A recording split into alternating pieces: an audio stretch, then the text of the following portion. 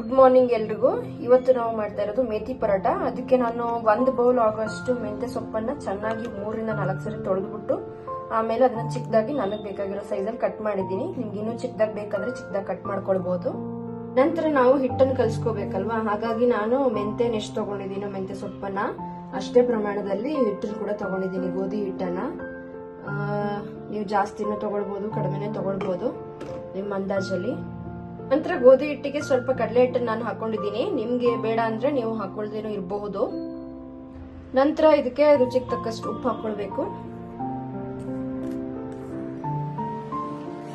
ನಂತರ 1 table spoon ಅರಿಶಿನ ಪುಡಿ ಹಾಕೊಳ್ಬಹುದು.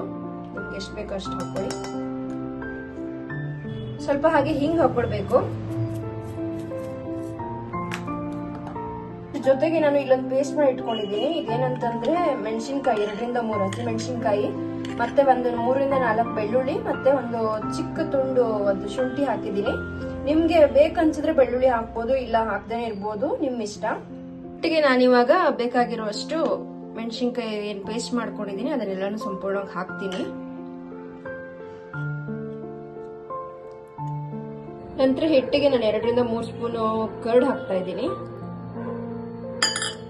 ಹಾಗೇನೆ ಅದ್ರ ಜೊತೆಗೆ ಅಜ್ವೈನ್ ಹಾಕ್ತಾ ಇದ್ದೀನಿ. ಹಾಗೇನೆ ಬೇಕಾದ್ರೆ ಕೊತ್ತಂಬರಿ ಸೊಪ್ಪನ್ನು ಕೂಡ ಹಾಕೊಳ್ಬಹುದು. ಹಾಗೆ ಅದ್ರ ಜೊತೆಗೆ ಮೆಂತ್ಯ ಸೊಪ್ಪು ಏನಿತ್ತಲ್ಲ ಅದನ್ನ ಹಾಕೊಂಡು ನೀರ್ ಸ್ವಲ್ಪ ಕಡಿಮೆ ಹಾಕೊಳ್ಬೇಕು. ಯಾಕಂದ್ರೆ ಮೊಸರು ನಾವು ಮತ್ತೆ ಮೆಣಸಿನ್ಕಾಯಿ ಪೇಸ್ಟ್ ಅಲ್ಲಿ ಸ್ವಲ್ಪ ನೀರಿರೋದ್ರಿಂದ ಮೆಂತ್ಯ ಸೊಪ್ಪು ಎಲ್ಲಾನು ಹಾಕೊಂಡು ಚೆನ್ನಾಗಿ ಇವಾಗ ನಾವು ಕಲಿಸ್ಕೋಬೇಕಾಗುತ್ತೆ.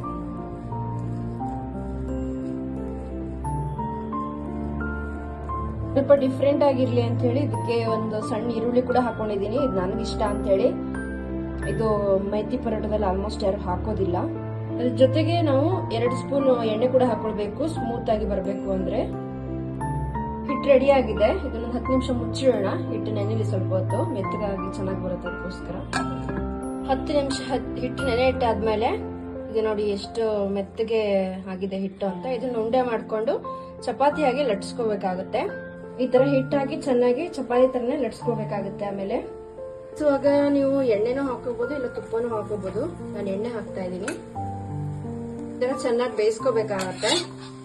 ಇವಾಗ ನಮ್ಮ ಮೇಥಿ ಪರೋಟ ರೆಡಿ.